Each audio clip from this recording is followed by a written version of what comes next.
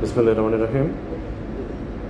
আজকে বাংলাদেশ জাতীয়তাবাদী দল বিএনপির একটি প্রতিনিধি দল অন্তর্বর্তী সরকারের প্রধান উপদেষ্টা প্রফেসর ডক্টর ইউনূস সাহেবের সাথে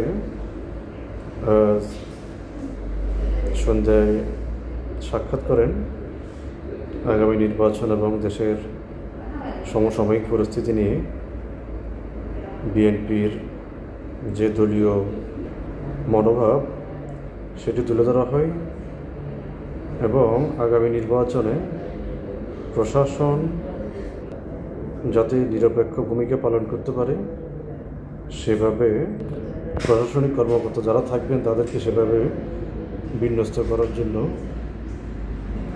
বাংলাদেশ জাতীয়তাবাদী দলের পক্ষ থেকে সেটি মতামত তুলে ধরা হয়। বাংলাদেশের আগামী নির্বাচন একটি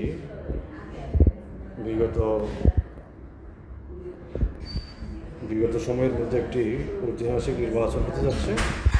সেই নির্বাচন যাতে দেশ এবং আন্তর্জাতিক পর্যায়ে একটি ঐতিহাসিক মাইলফলক হিসেবে প্রতিষ্ঠিত হয়, তার জন্য বিএনপি দলীয়ভাবে বর্তমান সরকারকে সর্বাত্মক সহযোগিতা করে যাবে এবং সরকারের পক্ষ থেকেও আগামী নির্বাচনকে সুস্থ করার জন্য তারা সেরকম প্রস্তুতি নেবেন।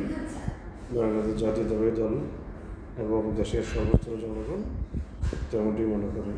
ধন্যবাদ।